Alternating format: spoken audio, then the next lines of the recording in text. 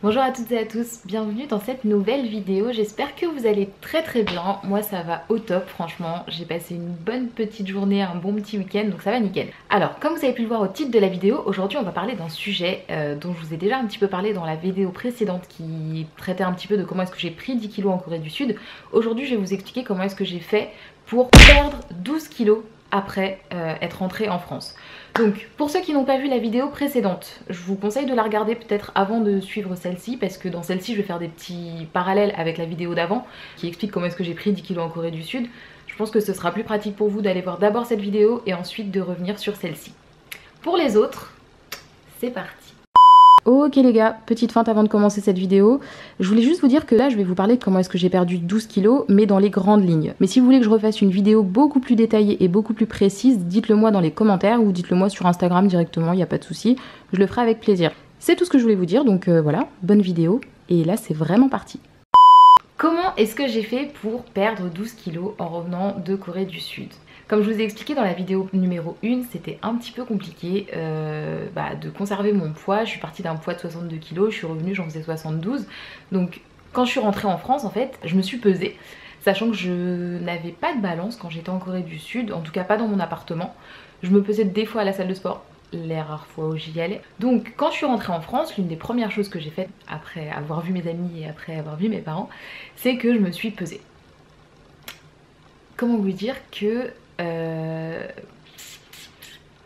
je n'en revenais pas. Je sais pas si vous vous êtes déjà pesé du coup et ça fait très longtemps que vous vous êtes pas pesé et là vous montez sur la balance, vous voyez un chiffre s'afficher et vous vous dites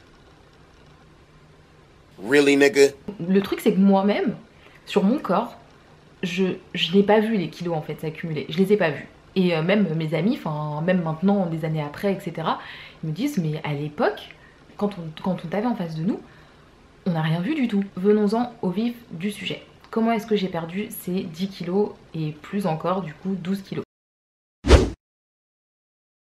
En rentrant, et ben du coup toutes les choses de la première vidéo ont été corrigées. Toute l'euphorie qu'il y avait en Corée du Sud s'est estompée puisque je rentrais dans mon pays et que je connaissais déjà mon pays en l'occurrence. J'ai commencé à bien mieux dormir, beaucoup plus. En plus il y avait le décalage horaire donc je vous explique pas, enfin c'était fou, fallait rattraper les heures de sommeil. Mon sommeil s'est amélioré, ma consommation de nourriture a beaucoup changé aussi puisque il faut savoir qu'en fait quand je suis revenue en France après mon échange, en fait je suis devenue végétarienne du jour au lendemain. Ça fera l'objet d'une autre vidéo où je vous expliquerai un petit peu comment ce que ça s'est passé. Mais du coup donc j'ai changé de rythme alimentaire et en plus l'alcool que je consommais aussi plus ou moins fréquemment a beaucoup diminué, voire disparu pendant plusieurs mois après mon retour. Ensuite, qu'est-ce qui s'est passé? J'ai commencé donc mon nouveau régime alimentaire, ce qui m'a poussé à beaucoup plus cuisiner. Beaucoup cuisiner. En fait je faisais que ça, je mangeais quasiment pas dehors, je faisais que de cuisiner. Donc c'est pas le régime végétarien en soi qui m'a fait perdre du poids, mais c'est le fait que je cuisine beaucoup plus et que par conséquent je choisisse des aliments qui sont un peu plus sains, etc. Donc ça m'a beaucoup aidé aussi. Le deuxième point qui m'a fait perdre du poids, qui est un petit peu moins cool pour le coup, c'est que quand je suis revenue en France, j'étais très triste. Il faut savoir que j'étais vraiment très triste. J'ai beaucoup pleuré à mon retour. Il y a beaucoup de gens qui vont se dire mais pourquoi tu pleures, genre c'est pas un truc de ouf. En plus t'es pas dans un pays si horrible, je pense que la France ça va. Mais c'est pas du tout que j'aime pas la France ou quoi que ce soit, rien à voir. C'est juste que en fait j'étais vraiment triste de me dire que tous les souvenirs que j'avais emmagasinés pendant cette expérience étaient derrière moi et que c'était vraiment réellement terminé. Donc ça j'ai eu beaucoup de mal à l'accepter, à revenir en France aussi, pareil ça fera l'objet d'une autre vidéo, mais les problèmes que j'ai rencontrés en revenant en France après être restée pendant une longue période dans un autre pays avec une autre culture, ça c'était pas évident. Donc tout ça en fait faisait que j'avais la tête pleine de pensées négatives, j'étais vraiment triste, honnêtement j'étais vraiment triste, mes amis de là-bas me manquaient déjà, enfin tout ça me manquait beaucoup, donc perte d'appétit, ça je déconseille, mais c'est ce qui s'est passé. Je mangeais moins en termes de fréquence, en tout cas je mangeais moins en termes de quantité aussi, même si je sautais pas de repas, mais voilà, les quantités j'étais plus vite rassasiée, je me forçais peut-être aussi des fois à manger, et ça a aussi un petit peu contribué malheureusement. L'autre chose qui a fait que j'ai perdu mes 12 kilos, et bah ça, évidemment, ça va choquer personne, mais c'est que je me suis mise au sport. Je m'étais mis, mais vraiment, c'est-à-dire que je m'étais mis à fond. Mon objectif c'était vraiment voilà, de récupérer mon poids de base, et donc je me suis mise à fond à la salle de sport. J'y allais à peu près 4 fois par semaine, vraiment c'était un minimum je pense. Ouais, entre 4 et 5 fois par semaine à peu près. Et du coup, enfin je voulais dire, j'y allais tout le temps et tout, j'étais vraiment à fond dedans. Donc ça c'est un truc qui m'a vraiment aussi boosté.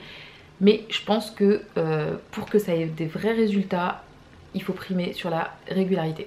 On peut y aller 5 fois par semaine pendant une semaine, ça va rien changer.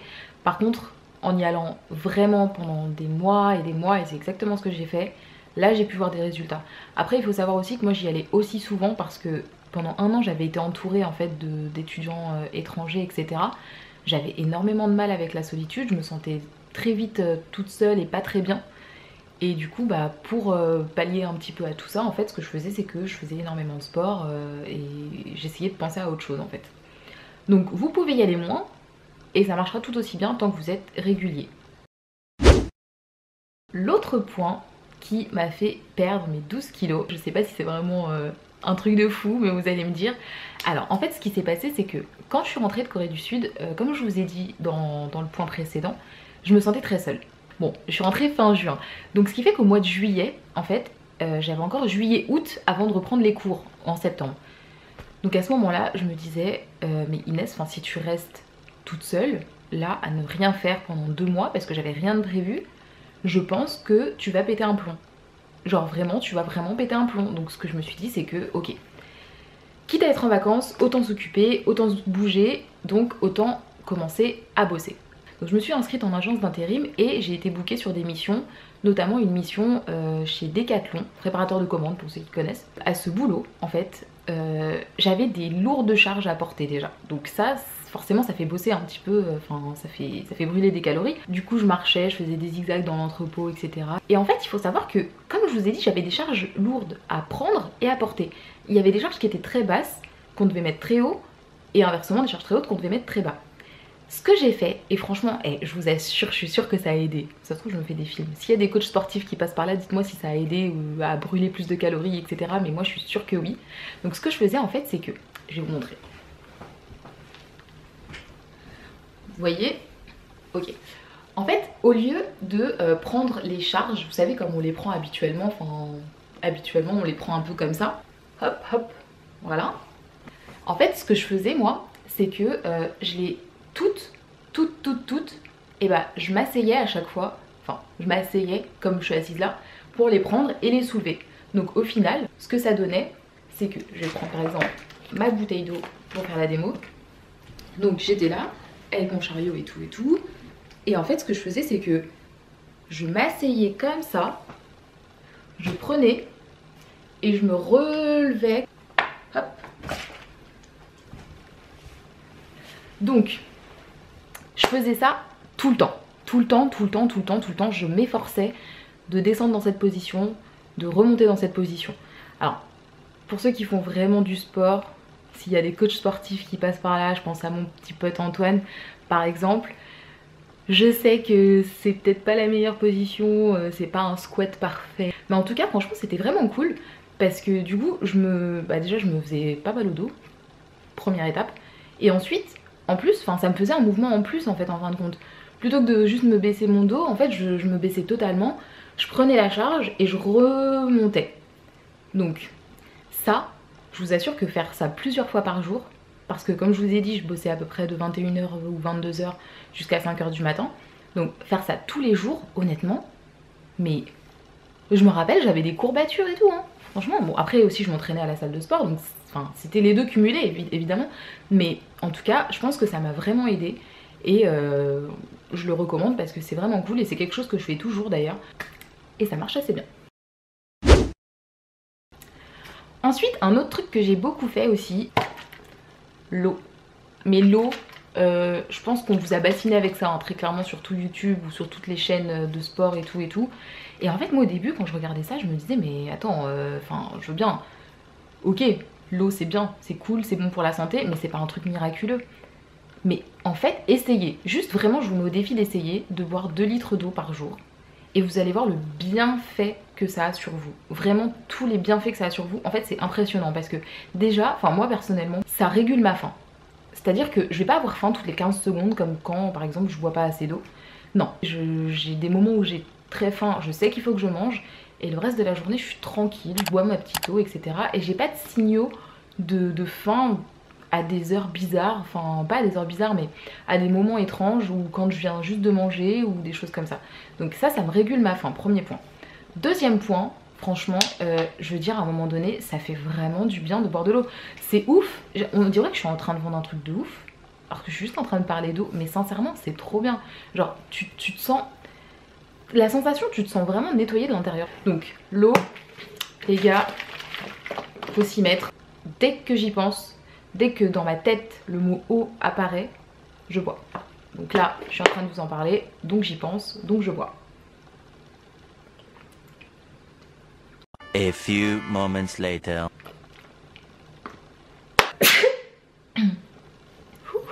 Et surtout les gars, cuisinez. Essayez d'éviter au maximum les fast-food, les choses transformées, enfin tout ce qui est vraiment les plats préparés, les trucs comme ça les gars. Moi quand je vois qu'une barquette de pâtes avec du jambon pour ceux qui mangent de la viande et un petit peu de sauce béchamel etc, ça va coûter je sais pas 3-4 euros. Ça va être bourré de gras étranges qui sortent de je sais pas où. Alors que sincèrement, pour bien moins cher, vous pouvez prendre des pâtes, les faire cuire, prendre une sauce béchamel, même à la limite si elle est toute faite, s'il y a un élément qui est déjà tout fait, ça va. Et prendre votre jambon que vous achetez, que vous coupez vous-même et que vous mettez dans votre plat. Franchement, en vrai, ça change la vie. Et je vous jure que vous faites ça pour tout. Mais déjà, rien que ça va vous changer la vie. Vraiment, ça va vous changer la vie. Je parle par expérience. J'espère que vous en avez appris un petit peu plus sur comment est-ce que j'ai fait pour perdre mes 12 kilos. Honnêtement, il n'y a rien de miraculeux. Le seul conseil que je peux vous donner, en plus de tout ce que je vous ai dit, c'est soyez réguliers, allez-y à fond, encouragez-vous, motivez-vous, trouvez éventuellement un pote pour le faire avec lui ou avec elle. Ça vous motivera d'autant plus.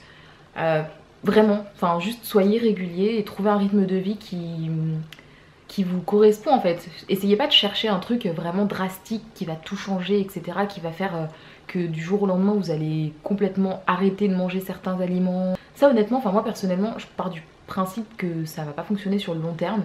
Et pour moi si ça fonctionne pas sur le long terme, bah j'estime que ça fonctionne pas tout court en fait. En tout cas c'est vraiment pas ce que je recherche. Je veux vraiment un truc qui fasse partie de mon mode de vie. Et du coup bah c'est ce que j'ai trouvé de mieux à faire. En ce moment, je suis en train d'essayer de faire 10 000 pas par jour. C'est galère, surtout qu'en plus, là, il y a une semaine, nous a été annoncé bah, du coup le couvre-feu à 21h.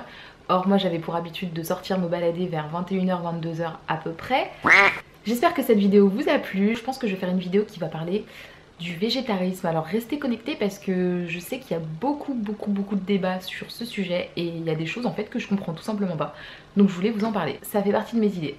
Si vous avez des suggestions de vidéos, des envies, des choses dont vous avez envie que je traite, que ce soit sur les échanges universitaires comme la vidéo précédente, que ce soit sur la perte de poids, la prise de poids, n'hésitez pas à le mettre en commentaire ou bien alors à me suivre sur ma page Instagram. N'hésitez pas à vous abonner à ma chaîne YouTube, à aller visiter mon Vinted, peut-être que vous trouverez votre bonheur, des petites fringues sympas. Bon les gars, je vous dis à bientôt, je vous fais des bisous et prenez soin de vous.